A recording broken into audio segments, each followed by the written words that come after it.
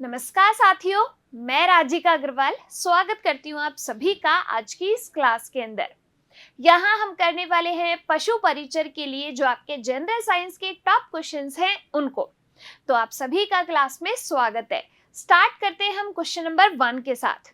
Question number 1 है typhoid बुखार किसके कारण होता है। तो देखो, आपको यहाँ पर जीवाणु से होने वाले रोगों के लिए एक ट्रिक याद रखनी है।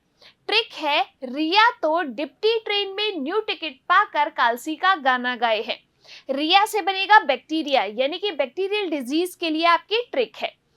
तो से बनेगा तपेदिक, डिप्टी से बनेगा डिप्थीरिया, इसके बाद ट्रे से बनेगा ट्रैकोमा, मे से मेनिंजाइटिस, न्यू से न्यूमोनिया। टिकट में आपके 3 डिजीज रहेगी, टिटनेस, कुष्ठ रोग और टाइफाइड। प से आपका बनेगा प्लेग, काल से बनेगा काली खांसी या फिर इसको हम पर्टोसिस भी बोलते हैं, सी से बनेगा सिफिलिस, ग से बनेगा गोनेरिया, ए से बनेगा एंथ्रेक्स और ह से बनेगा हैजा। ये सारे आपकी बैक्टीरिया से होने वाली ट्रिक है। देखो, अगर हम बात करें यहाँ पर टाइफाइड बुखार की, तो टाइफाइड जो है वो आपके किससे होगा, टिकट, तो यानी कि ट से टाइफाइड, ये आपके होगा बैक्टीरिया से। इसके पैथोजन की बात करें तो ये होता है साल्मोनेला टाइफी, इसका पैथोजन होता है। ठीक, और जो टाइफाइड होता है उसमें एक टेस्ट परफॉर्म किया जाता है जिसका नाम क्या है, विडाल टेस्ट। एग्जाम के अंदर टेस्ट का नाम भी पूछ लिया जाता है। ठीक, अगर हम बात करें यहाँ पर वायरस से होने वाली डिजीज के लिए ट्रिक, तो आप याद रखेंगे रेखा एंड जीजू हिप हॉप गरबा डांडिया इन पर नाचते हैं। तो रे से बनेगा रेबीज, ख से बनेगा खसरा, एंड से बनेगा एड्स, जी से बनेगा जीका वायरस, जू से जुकाम बनेगा, चेचक बनेगा, डेंगू होगा, हेपेटाइटिस होगा, पोलियो होगा। ये सब आपके वायरस से होने वाली डिजीज है। प्रोटोजोआ के लिए आपको एक ट्रिक याद रखनी है, यहाँ पर क्या, काले सोने पे रिया मरे, यानी कि काला आजार। ठीक, इसके बाद ल से ल्यूकोरिया, सोने से सोने की बीमारी यानी कि स्लीपिंग सिकनेस, जिसको हम अफ्रीकन स्लीपिंग सिकनेस भी कहते हैं।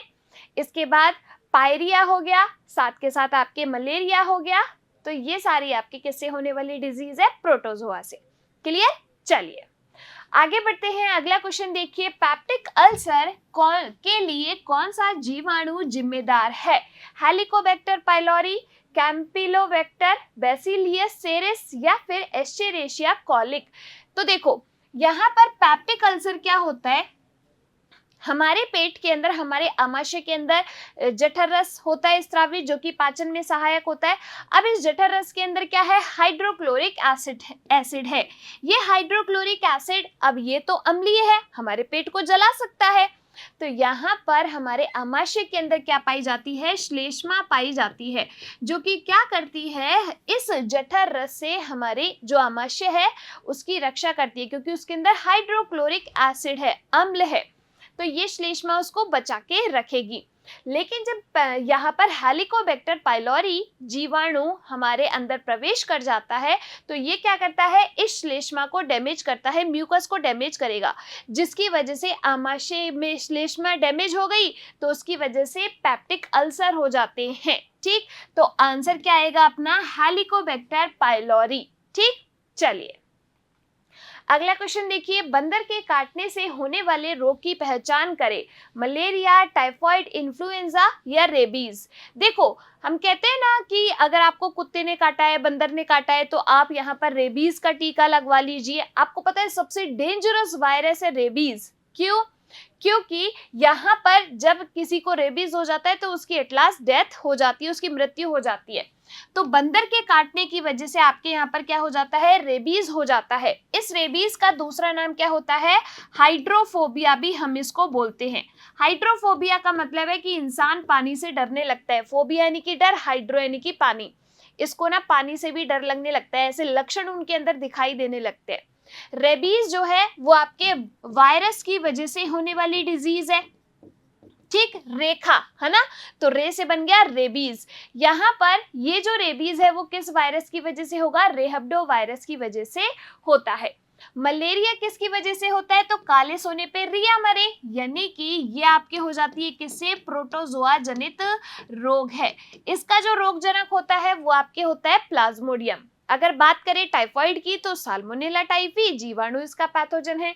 इन्फ्लुएंजा किसकी वजह से होता है? ये भी आपके होता है यहाँ पर वायरस की वजह से। क्लियर? चलिए अगला क्वेश्चन देखिए, बेकिंग सोडे का रासायनिक सूत्र क्या है? NaSCO3, NH4Cl, Na2CO3 या फिर CaSO4? बताइए। देखो, बेकिंग सोडा जिसको हम क्या कहते हैं? सोडियम हाइड्रोजन कार्बोनेट कहा जाता है, या सोडियम बाइकार्बोनेट भी हम इसको कहते हैं, सोडियम हाइड्रोजन कार्बोनेट। तो इसका आंसर क्या आएगा? अपना ऑप्शन अ आंसर आएगा। देखो, जो बेकिंग सोडा है उसका प्रयोग किस में किया जाता है? एक तो बेकिंग पाउडर बनाने में किया जाता है, दूसरा एंटासिड के रूप में इसको काम में लिया जाता है। एंटासिड के रूप में मतलब जैसे मान लो आपको एसिडिटी हो रही है, आप बाजार से दवाई नहीं ला सकते, तो आप क्या करें? बेकिंग सोडे को पानी के अंदर घोलिए और पी जाइए, तो वहां पर आपकी एसिडिटी जो है वो खत्म हो जाएगी। अग्निशमन यंत्र में भी इसका यूज किया जाता है, और आपके जो केक है, इडली है, इनको फ्लफी बनाने के लिए, स्पॉन्जी बनाने के लिए इस बेकिंग सोडे का प्रयोग किया जाता है। ठीक, आंसर आ जाएगा ऑप्शन अ। अगला क्वेश्चन देखिए, नंबर 5, नीचे दिए गए विकल्पों में से सर्वाधिक अभिक्रियाशील धातु का चयन करना है। सबसे ज्यादा अभिक्रियाशील धातु कौन सी है? तो देखो, अभिक्रियाशीलता के क्रम के लिए आपको एक ट्रिक याद रखनी है। पूरी साइंस आप ट्रिक से याद कर सकते हो, कंपटीशन वाली। देखो क्या ट्रिक है आपकी यहाँ पर? केदारनाथ का माली आलू जरा फीके पकाता है, कौन होगा आगे आएगा। ठीक, ये क्या है? ये आपकी जो है अभिक्रियाशीलता का क्रम है। जब हम इस सीरीज में ऊपर से नीचे आते हैं तो अभिक्रियाशीलता का क्रम क्या हो जाता है? घटता जाता है। तो यानी कि ऊपर वाली धातुएं ज्यादा अभिक्रियाशील, नीचे वाली धातुएं सबसे कम अभिक्रियाशील। अब हम इसमें देखेंगे कि ये सारी धातुएं कहाँ आ रही है। देखो, तांबा यानी कि कॉपर ये रही, इसके बाद जस्ता यानी कि जिंक ये रही, तो इन दोनों में से तो ये जिंक ज्यादा अभिक्रियाशील है, तो ये तो गया, क्योंकि आपको कहा है सर्वाधिक अभिक्रियाशील धातु। अब सोडियम कहां पर है? सोडियम तो बिल्कुल ये रहा टॉप पे, है ना। और लोहा कहां पर है? लोहा ये रहा। तो यानी कि सबसे ऊपर कौन आ रही है? सोडियम आ रही है, Na सोडियम। तो यहाँ पर ये सबसे ज्यादा अभिक्रियाशील धातु होती है। तुम्हें पता है ये इतनी ज्यादा हाईली रिएक्टिव होते हैं कि हम जो है ये क्या करती है, जो आपके सोडियम है ये ठंडे जल के साथ इतने तीव्र गति से अभिक्रिया करती है कि विस्फोट हो जाता है। तभी तो हम इस सोडियम को पानी के अंदर नहीं रखते हैं, है ना, कैरोसिन के अंदर डाल के इस सोडियम को रखा जाता है। क्लियर? चलिए अगला क्वेश्चन देखिए, यदि U वस्तु की दूरी है, V प्रतिबिंब दूरी है और F गोलीय दर्पण की फोकल लंबाई है, तो दर्पण सूत्र के लिए निम्न में से कौन सा सही व्यंजक है? देखो, हमें देखना है क्या? दर्पण सूत्र। दर्पण सूत्र में क्या होता है? 1/f is equal to 1/v plus 1/u। अगर वही हमसे किसकी बात करते? लेंस सूत्र की बात करते, तो उसमें होता है 1/f is equal to 1/v minus 1/u। ठीक, अब आपसे कहा है दर्पण सूत्र, तो देख लो। अब जल्दी जल्दीबाजी में इसको आंसर मत लगा देना। देखो यहाँ पर माइनस लिखा हुआ है, ये इन दोनों के बीच में माइनस है, ये भी नहीं आएगा। इसके बाद यहाँ पर देखिए 1/f is equal to 1/v plus 1/u, answer आएगा अपना ऑप्शन स। ठीक है, ये आ जाएगा दर्पण सूत्र। लेंस सूत्र पूछता तो हम ये वाला आंसर लगाते। अगला क्वेश्चन देखिए यहाँ पर, नींद की बीमारी के लिए निम्न में से कौन सा जीव जिम्मेदार है? शैवाल, प्रोटोजोआ, बैक्टीरिया या वायरस? देखो, नींद की बीमारी तो मैंने क्या कहा? काले सोने पे रिया मरे। सोने यानी कि सोने की बीमारी जिसको हम क्या कहते हैं? स्लीपिंग सिकनेस कहा जाता है, या फिर इसका दूसरा नाम होता है बच्चे क्या? African sleeping sickness. क्या कहा जाता है इसको? अफ्रीकन स्लीपिंग सिकनेस कहा जाता है। बेस्ट गेम वार्डन भी अपन इसको बोलते हैं। यहाँ पर ये किसकी वजह से होगा? ट्रिपैनोसोमा की वजह से होता है। अब ये आपके प्रोटोजोआ की वजह से हो रहा है, तो यहाँ पर आंसर क्या आएगा? ऑप्शन ब। किस प्रोटोजोआ की वजह से? तो लिख लो यहाँ पर ट्रिपैनोसोमा की वजह से होता है। ठीक, चलिए आगे बढ़ते हैं। अगला क्वेश्चन देखिए यहाँ पर, मानव की आहार नाल में विली कहाँ पाई जाती है? अग्नाशय, ग्रासनली, आमाशय या छोटी आंत में? देखो, इनको हम क्या कहते हैं? विली भी बोलते हैं या फिर हम इनको विलाय भी बोलते हैं। ये जो आपकी विलाय होती है वो ऐसे फिंगर लाइक स्ट्रक्चर्स होती है, इस तरीके से फिंगर लाइक प्रोजेक्शंस होते हैं, जो कि कहाँ मौजूद होंगे? आपकी छोटी आंत में और बड़ी आंत में। देखो, जब हमारा पूरे भोजन का पाचन होता है वो मुख से स्टार्ट हो जाता है, हमारी ग्रास नली से होता हुआ भोजन जो है वो आमाशय के अंदर आएगा, आमाशय से फिर छोटी आंत के अंदर आता है जहां पर भोजन का संपूर्ण पाचन होता है। अब यहाँ पर छोटी आंत के अंदर भोजन का पाचन हो गया, अब उसका अवशोषण भी तो जरूरी है, तो उस अवशोषण के लिए विलाई वहां पर मौजूद होती है। ये क्या करती है? उस भोजन को अवशोषित करती है और फिर जो अपशिष्ट पदार्थ है वो आगे जाएगा किसमें? बड़ी आंत में। बड़ी आंत में जो आपके ऐसी विलाई मौजूद होती है वो क्या करेगी? जल का अवशोषण करेगी। जल का अवशोषण छोटी आंत के अंदर नहीं होता है। ठीक, तो ये आपके कहां पर? छोटी आंत और बड़ी आंत यानी कि स्मॉल इंटेस्टाइन और लार्ज इंटेस्टाइन के अंदर मौजूद होती है। आंसर आएगा अपना ऑप्शन ड। क्लियर सभी को? चलिए अगला क्वेश्चन देखिए, विटामिन डी की लंबे समय तक कमी के कारण निम्न में से कौन सा रोग होता है? कौन सा विटामिन है? Vitamin D.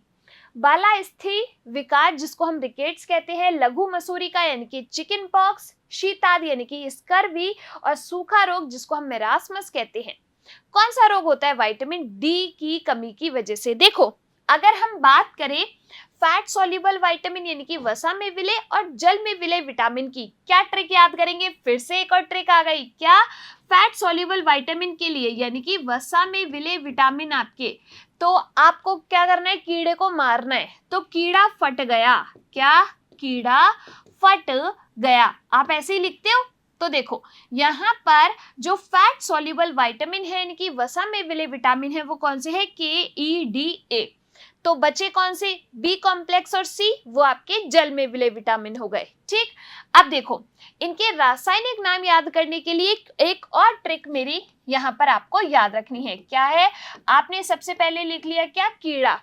अब कीड़े को जब मारोगे तो नाटक तो करेगा ही ना, तो कीड़ा नाटक करे। ठीक, अब देखो, के का रासायनिक नाम क्या हो गया? नेफ्थोक्विनोन। ई का क्या हो गया? टोकोफेरॉल।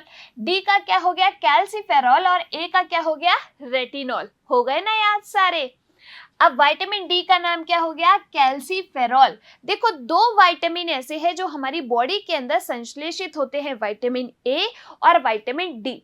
विटामिन डी जो है वो हमारी त्वचा में संश्लेषित होता है सूर्य की किरणों के द्वारा, तभी तो बच्चा पैदा होता है। तो हम कहते हैं कि इसको थोड़ी देर धूप में पटक दो, हड्डियां मजबूत हो जाएंगी इसकी।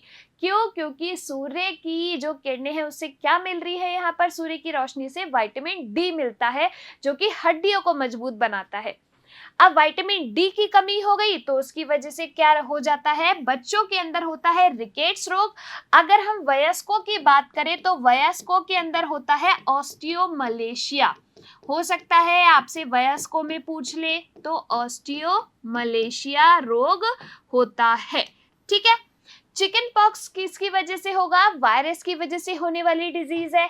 स्कर्वी जो है वो विटामिन सी की कमी की वजह से होने वाला रोग है और मेरास्मस जो है वो आपके प्रोटीन की कमी से होने वाला रोग है।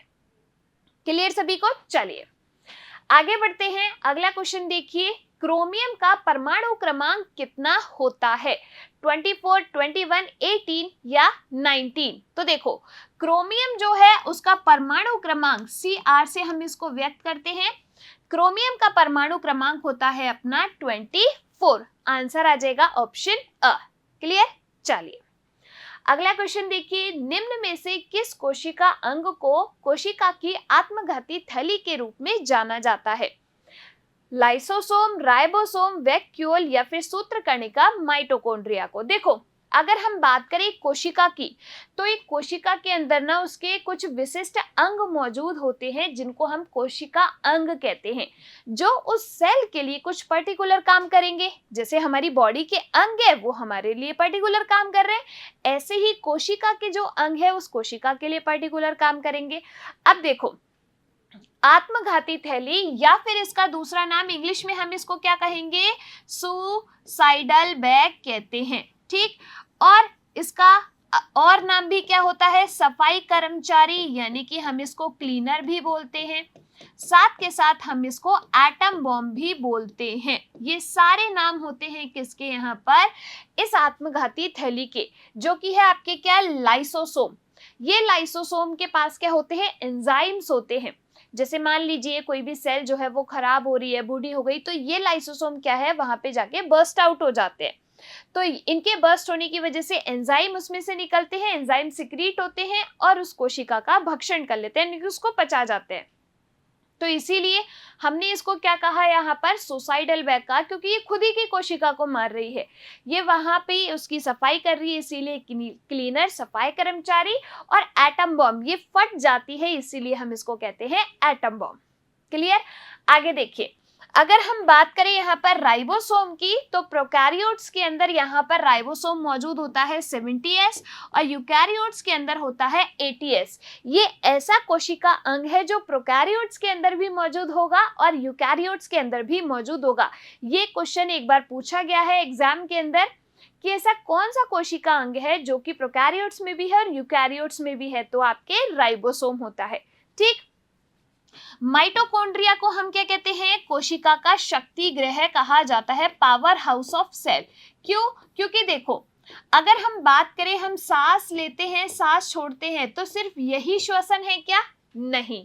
देखो, जब श्वसन की प्रक्रिया में क्या होता है, सांस भी लेते हैं, सांस भी छोड़ते हैं, लेकिन साथ के साथ ऊर्जा का निर्माण भी होता है। ये ऊर्जा का निर्माण होता है इसी माइटोकॉन्ड्रिया के अंदर।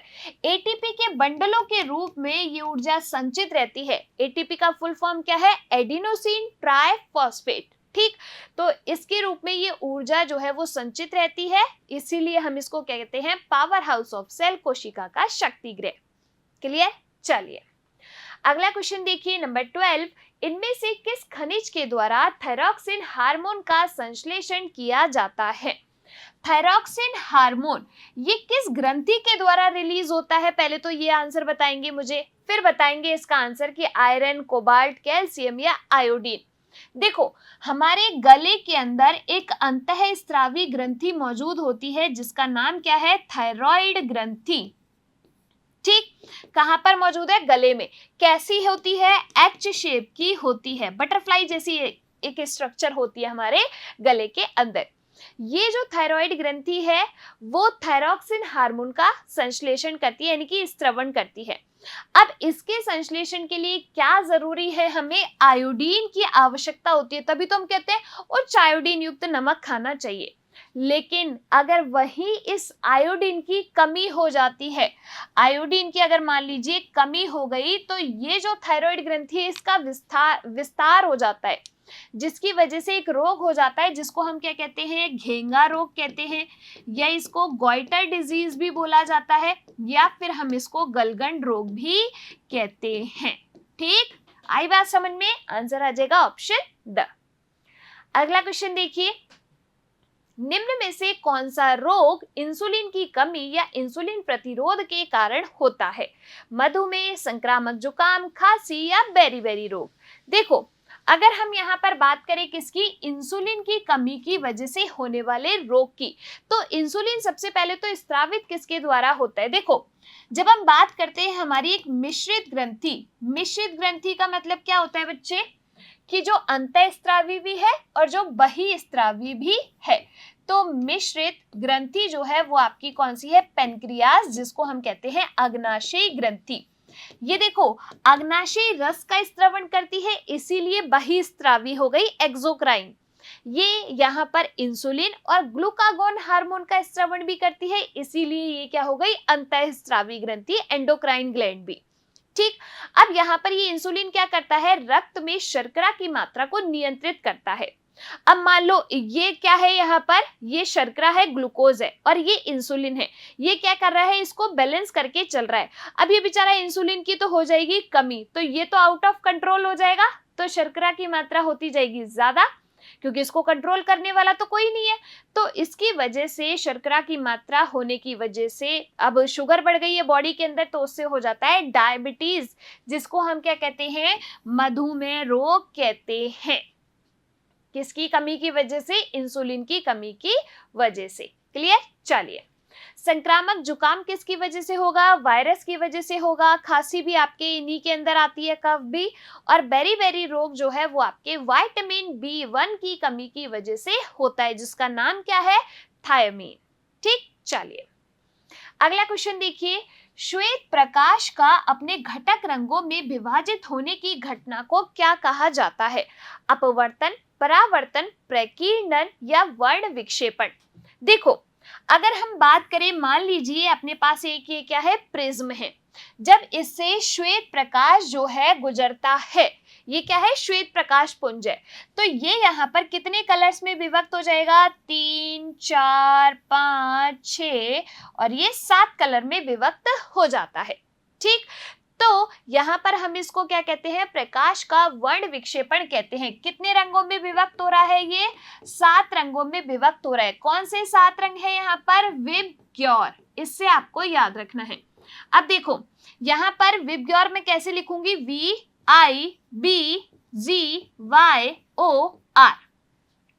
अब आपसे एग्जाम में पता है क्या क्वेश्चन पूछा जाता है कि वर्ण विक्षेपण में सबसे ज्यादा झुकता जो कलर है वो कौन सा है, तो वो है बैंगनी, वॉयलेट कलर।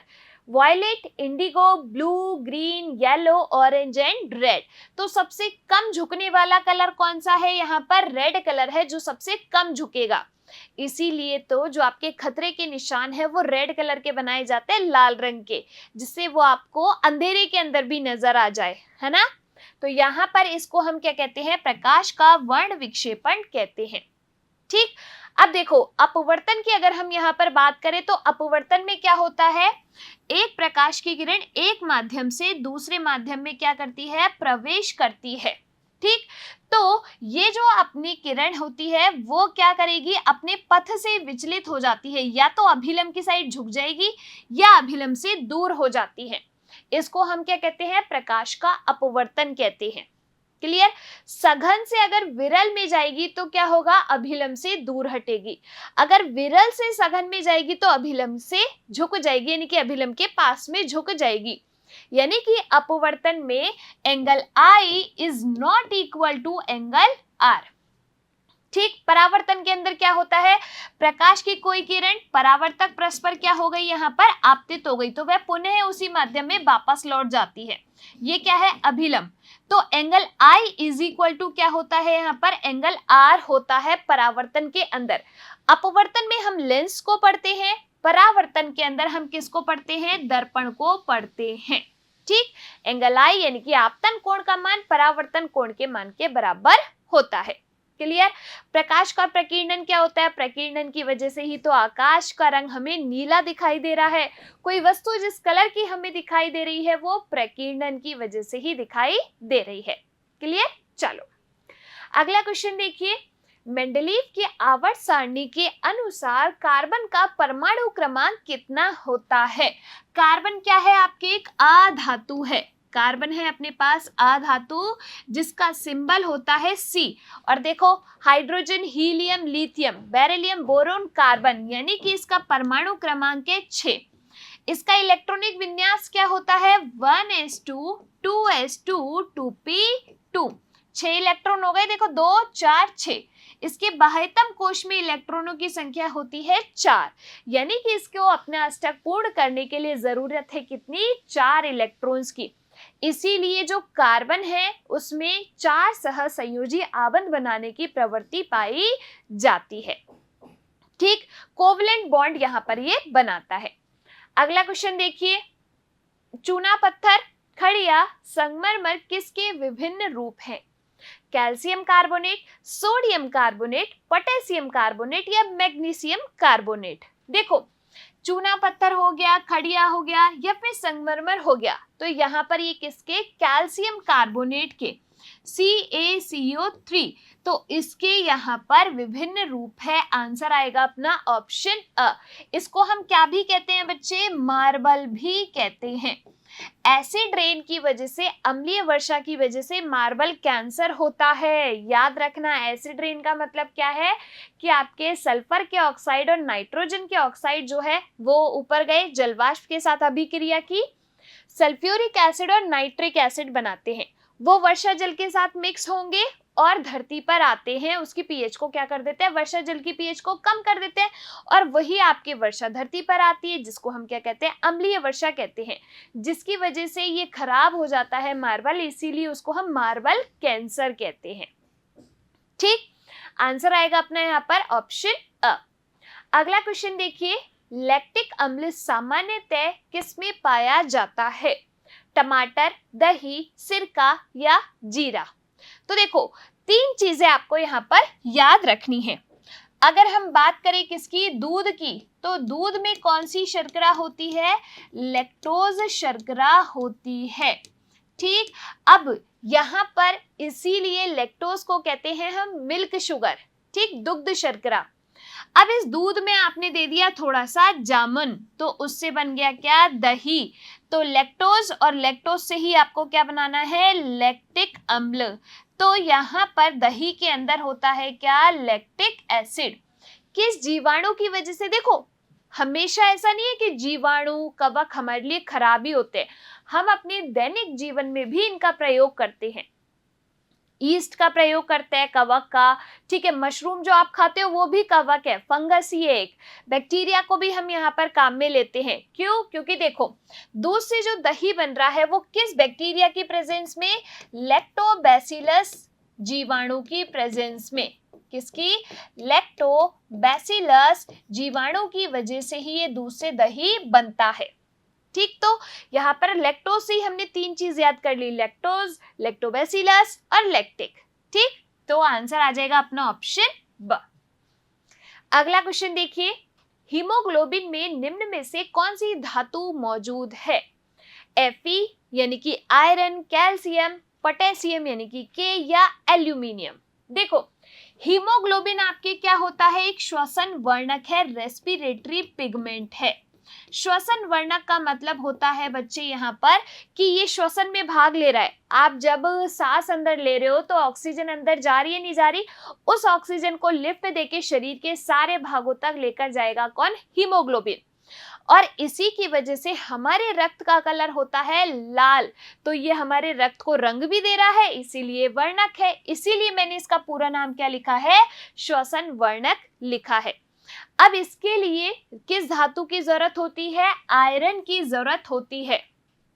ठीक, जब एक महिला प्रेग्नेंट होती है तो उस टाइम पे इस आयरन की जो डिमांड है वो बढ़ जाती है, क्योंकि एक बच्चा उसके अंदर पूरा बन रहा है, इसीलिए आयरन की डिमांड वहां पर बढ़ जाती है। इसीलिए जो प्रेग्नेंट लेडी होती है उनको कहा जाता है कि आप लोहे की कढ़ाई में सब्जी बनाकर खाइए, है ना, क्योंकि अब ऐसा तो नहीं है ना कि आयरन की कमी हो रही है तो हम कीले चबाने लग जाएंगे लोहे की, नहीं ना, तो वहां पर ऐसे हम चीजों का प्रयोग करते हैं। ठीक, चलिए अगला क्वेश्चन देखिए, किस तत्व के बाह्यतम कोश में 2 इलेक्ट्रॉन होते हैं, बताइए, क्लोरीन, मैग्नीशियम, बोरोन या कार्बन। आप बाह्यतम कोश के इलेक्ट्रॉन तो तब बता पाओगे जब आपको इनका इलेक्ट्रॉनिक विन्यास पता होगा। तो सबसे पहले इलेक्ट्रॉनिक विन्यास के लिए हमें परमाणु क्रमांक पता होना चाहिए। क्लोरीन का परमाणु क्रमांक कितना होता है, देखो ट्रिक से आपको याद रखना है, क्या है, ही लाई, बी बी का, नो फे, नी ना मंगायो, आलू सी प स कलर। तो कलर से आपका क्लोरीन कितने नंबर पे आ रहा है, 17 नंबर पे, कलर और का। ठीक, इस तरीके से 20 आपको याद हो गए। तो क्लोरीन का जो परमाणु क्रमांक होता है वो कितना होता है, 17 होता है। हम इसके इलेक्ट्रॉनिक विन्यास लिखे, देखो 1s2 2s2 2p6 3s2 3p5। देखो हुए नहीं हुए 17 इलेक्ट्रॉन, 2 2 4, 6 और 4 10, 2 12, 12 और 5 17 हो गए टोटल। जितना परमाणु क्रमांक है उतने ही इलेक्ट्रॉन्स होंगे। अब देखो ये इसका क्या है, बाह्यतम कोश। बाह्यतम कोश में इलेक्ट्रॉन कितने हैं, 5 + 2 7, यानी कि इसके तो बाह्यतम कोश में 2 इलेक्ट्रॉन नहीं है। अब हम बात करते हैं मैग्नीशियम की। देखो मैग्नीशियम कितने नंबर पे आता है, ही, लाई, बी, का, नो, फे, नी, ना, मंगायो। तो कितने नंबर पे आ रहा है, 12 नंबर पे आ रहा है, यानी कि इसका परमाणु क्रमांक क्या हो गया मैग्नीशियम का, 12। इसका इलेक्ट्रॉनिक विन्यास लिखो, देखो 12 इलेक्ट्रॉन भरने आपको, 1s2 2s2 2p6, कितने हुए 6 2 8 2 10, यानी कि 2 इलेक्ट्रॉन और भरने हमें, यानी कि 3s2। इसके बाह्यतम कोश में देखो कितने इलेक्ट्रॉन है, ये इसका बाह्यतम कोश, इसमें है 2 इलेक्ट्रॉन। तो यस मैग्नीशियम के बाह्यतम कोश में होते हैं कितने, 2 इलेक्ट्रॉन। लेकिन आगे का भी हम देख लेते हैं। देखो बोरोन का परमाणु क्रमांक क्या होता है, hydrogen, helium, lithium, beryllium, boron, कितने नंबर पे आ रहा है, 5। तो बोरोन जो है वो आपके कितने नंबर पे आता है, 5वें नंबर पे आता है। इसके इलेक्ट्रॉन्स भरो, 1s2 2s2 2p1, यही तो बाह्यतम कोश में 3 इलेक्ट्रॉन है, कितने, 3 है। और अगर बात करें कार्बन की, इसका परमाणु क्रमांक होता है 6, इसके बाह्यतम कोश में कितने इलेक्ट्रॉन होंगे, 4 इलेक्ट्रॉन होते हैं। ठीक है, 2 और 2 4, आंसर आ जाएगा अपना ऑप्शन ब। क्लियर सभी को। चलिए अगला क्वेश्चन देखिए, निम्न में से कौन सा दर्पण की प्रतिबिंबित सतह पर स्थित होता है, पोल, फोकल लंबाई, फोकस या वक्रता केंद्र। देखो दर्पण हम कैसे बनाते हैं, कोई गोलाकार पृष्ठ होता है उसको काट के ही दर्पण बनाते हैं, जिसके एक साइड कर देते हैं पॉलिशिंग। ये मान लो कि हमने यहाँ पर क्या ले लिया, ये है अपने पास क्या, अवतल दर्पण, ये हो गया अवतल दर्पण, इसके एक साइड हमने क्या कर दी, ये पॉलिशिंग कर दी। ठीक, अब ये किसी ना किसी गोलाकार पृष्ठ का भाग है, तो मैंने ये गोलाकार पृष्ठ इसका बना दिया।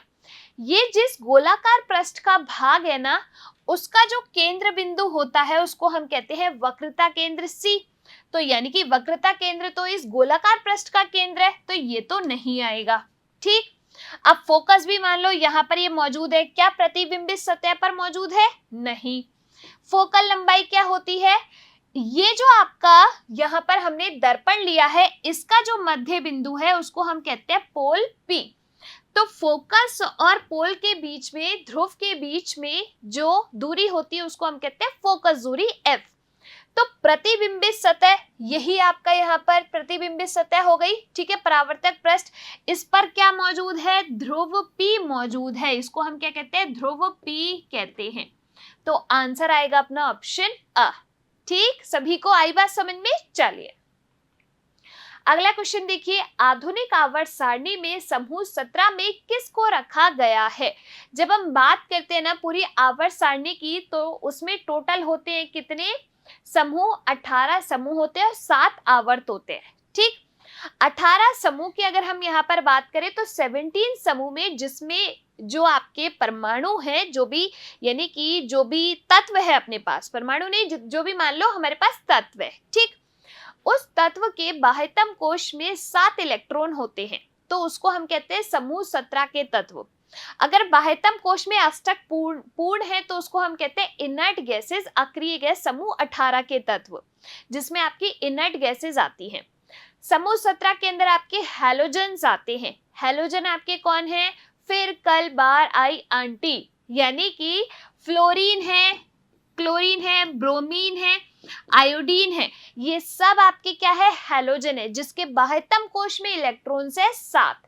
तो आंसर क्या आएगा अपना ऑप्शन स आंसर आएगा।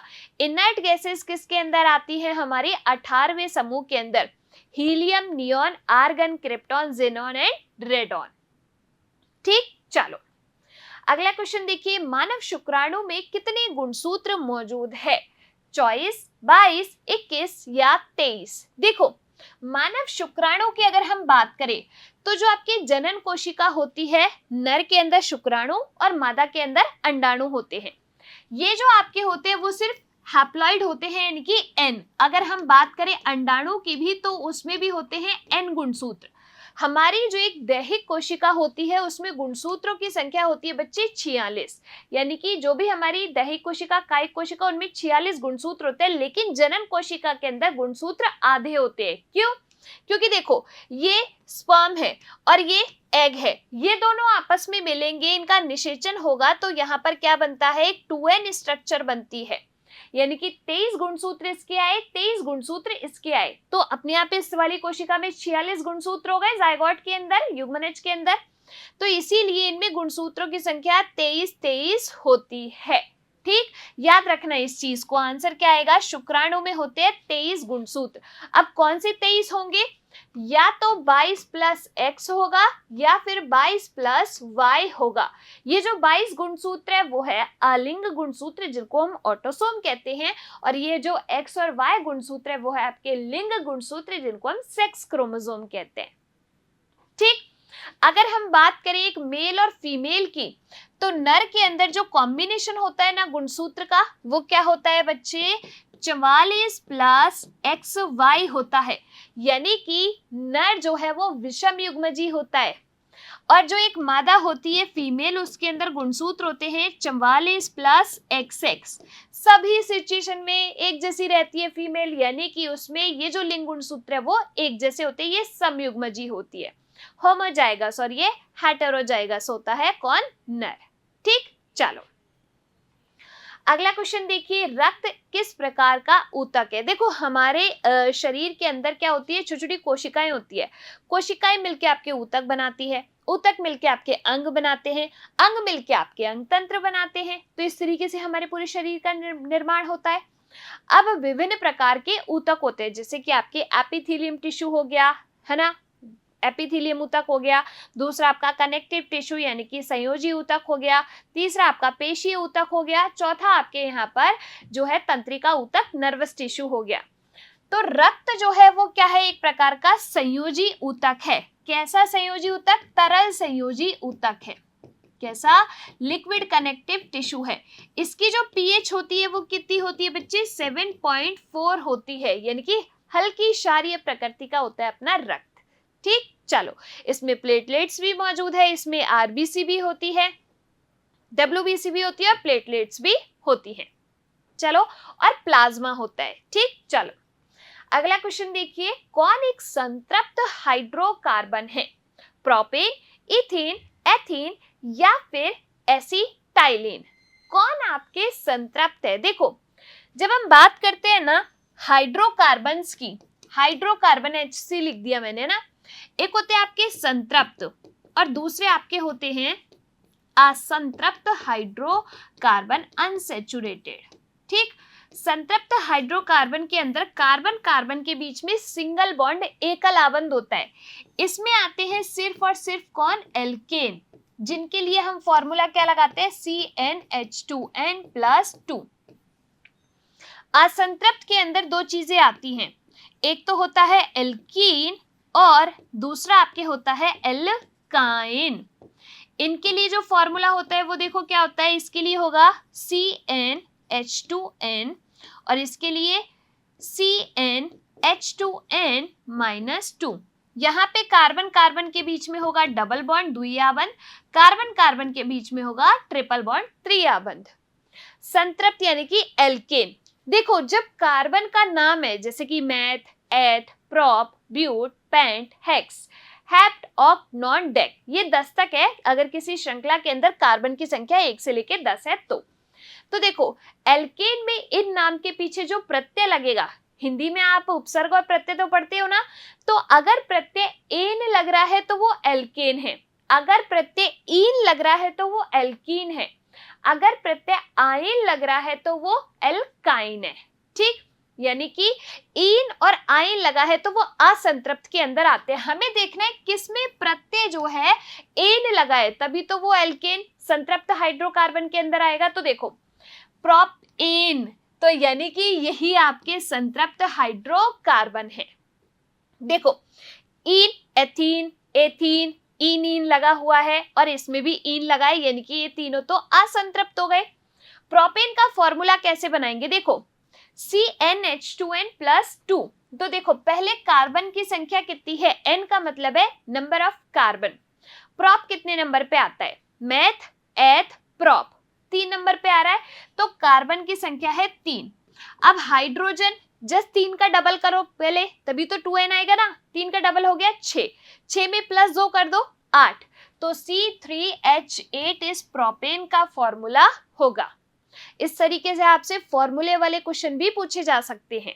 क्लियर? चलो अगला क्वेश्चन देखिए नंबर 25, किसको भुजे हुए चूने का रासायनिक नाम जो है क्या है, calcium chloride, calcium hydroxide, calcium carbonate या कैल्शियम ऑक्साइड। देखो यहां पर कैल्शियम क्लोराइड क्या भुजे हुए चूने का रासायनिक नाम है?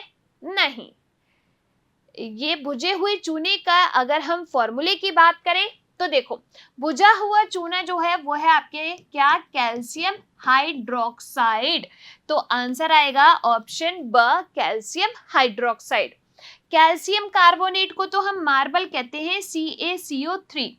कैल्शियम ऑक्साइड CaO, इसको हम क्या कहते हैं, बिना भुजा चूना कहते हैं। क्या? बिना भुजा चूना, इसको हम क्या कहते हैं, भुजा चूना। आपसे क्या पूछा है, भुजा चूना। कैल्शियम हाइड्रोक्साइड ऑप्शन ब। क्लियर? चलिए अगला क्वेश्चन देखिए, रिक्त स्थान में सबसे उपयुक्त विकल्प भरना है। एक पौधे का समजीनी जो है वो small T capital R small R है, तो समलक्षणी क्या होगा, यानी कि इसके लक्षण क्या दिखेंगे। तो देखो ये एक जीन है, ये दूसरा जीन है, इस एक जीन में दोनों जो अलील्स है वो क्या है, यहाँ पर रेसेसिव है, यानी कि प्रभावी होगा, डोमिनेंट होगा तब तो कैपिटल आता, दोनों में से एक। दोनों ही स्मॉल है यानी कि ये तो बोना होगा, तो सबसे पहला तो बोना वाले ऑप्शन सेलेक्ट कर लो, ये दो ऑप्शन हटा दो। अब देखो कैपिटल आर स्मॉल आर, तो कैपिटल आर जो है वो स्मॉल आर पे प्रभावी होगा, यानी कि यहाँ पर आर का मतलब है राउंड गोल, तो ये प्रभावी वाला लक्षण आएगा। तो बोने के साथ क्या आएगा बच्चे, गोल। आंसर आएगा अपना ऑप्शन स। क्लियर? चलिए अगला क्वेश्चन देखिए, नवजात बालिका की कोशिकाओं में गुणसूत्र का कौन सा संयोजन होता है, 44 गुणसूत्र प्लस XX, 22 गुणसूत्र प्लस XX, 44 गुणसूत्र प्लस XY, 22 गुणसूत्र प्लस XY। देखो फीमेल है, क्या कहा, सारी कंडीशन में एक जैसी रहेगी, यानी कि XY वाले ऑप्शंस तो हमें लगाने ही नहीं है। हमें पता है टोटल गुणसूत्र होते हैं 46, जिसमें 44 यानी कि 22 जोड़ी ऑटोसोम और 2 जो है वो आपके सेक्स क्रोमोसोम। आंसर आएगा ऑप्शन अ। ठीक है? चलिए अगला क्वेश्चन देखिए, लैंगिक प्रजनन में डैश के या का डैश शामिल होते हैं। लैंगिक प्रजनन क्या होता है, सेक्सुअल रिप्रोडक्शन। जो हायर एनिमल्स होते हैं, जैसे हमारी बात करें मैमल्स, तो हम हायर एनिमल्स के अंदर आते हैं, तो इनमें क्या होता है, लैंगिक प्रजनन पाया जाता है, यानी कि 2 इंडिविजुअल्स की जरूरत होती है, 2 एकल जीवों की जरूरत होती है जो कि विपरीत लिंगी हो, एक नर हो एक मादा हो। तो देखो लैंगिक प्रजनन में विपरीत लिंगों की जरूरत होती है सबसे पहले तो, ठीक। और कैसे जनक चाहिए, 2 जनक चाहिए, तभी तो अंड कोशिका शुक्राणु आएगा, यानी कि मेल गमीट और फीमेल गमीट आएगी, तो यानी कि 2 जनक की जरूरत होती है। आंसर आएगा अपना ऑप्शन स, एक नर चाहिए और एक मादा चाहिए। ठीक, चलिए मानव के अनिषेचित अंडे में होते हैं XX क्रोमोसोम, एक X क्रोमोसोम, XY क्रोमोसोम, एक Y क्रोमोसोम। कंफ्यूजन होगा, कैसे क्लियर करना है। क्वेश्चन देखो, अनिषेचित अंडा है यानी कि सिर्फ अभी गमीट है, गमीट के अंदर होते हैं 23 गुणसूत्र, यानी कि 22 प्लस X होंगे, दूसरी कंडीशन में भी 22 प्लस X ही होगा। तो एक क्या है, X क्रोमोसोम है, तो क्या आएगा अपना आंसर, एक X क्रोमोसोम, ऑप्शन ब। अगर ये निषेचित हो जाता अंडा, तो फिर इसमें अगर पुरुष से X क्रोमोसोम आया है तो 2 X क्रोमोसोम हो जाते हैं उसमें। ठीक है, आंसर आएगा ऑप्शन ब। और आज का लास्ट क्वेश्चन देखिए, निम्नलिखित रोगों में से कौन सा एक आनुवंशिक विकार है। जेनेटिक डिसऑर्डर होते हैं जो कि एक पीढ़ी से दूसरी पीढ़ी में जाते हैं, ये असंक्रामक रोगों के अंदर आते हैं, एक से दूसरे में नहीं फैल रहा, एक पीढ़ी से दूसरी पीढ़ी में जा रहे हैं। थैलेसीमिया, एनीमिया, रतौंधी या कैंसर। आनुवंशिक रोग, देखो थैलेसीमिया जो है वो एक आनुवंशिक रोग है। इसमें क्या होगा, आरबीसी की संख्या जो है वो कम होती जाती है, जल्दी जल्दी आरबीसी नष्ट होती है 40-50 दिन में। वैसे उनका जीवन काल होता है 120 दिन, लेकिन यह जल्दी जल्दी नष्ट हो रही है, यानी कि आरबीसी का थैला खाली हो रहा है। उसको हम कहते हैं थैलेसीमिया, जो कि एक आनुवंशिक विकार है। ठीक, यहाँ पर एनीमिया, रतौंधी, कैंसर आनुवंशिक विकार नहीं है, यानी कि एक पीढ़ी से दूसरी पीढ़ी में नहीं जाते हैं। कैंसर में तो जो ऑन्कोजीन्स है वो एक्टिवेट हो जाते हैं, तो सेल जो है वो इरेगुलर ग्रोथ करने लगती है। रतौंधी विटामिन ए की कमी की वजह से हो जाता है रतौंधी रोग। एनीमिया जो है वो आयरन की कमी से हो जाता है, आरबीसी का नंबर कम हो गया तो आपके एनीमिया हो जाता है। ठीक, तो यहाँ पर आज की इस क्लास में हमने काफी सारे क्वेश्चन सॉल्व किए हैं। टॉप 30 क्वेश्चन हमने यहाँ पर किए हैं साइंस के। आप इन क्वेश्चंस को देखिए, एग्जाम के अंदर आपको जनरल साइंस के अंदर कोई भी परेशानी नहीं आएगी। चलिए मिलेंगे हम क्लासेस के अंदर, तब तक के लिए धन्यवाद।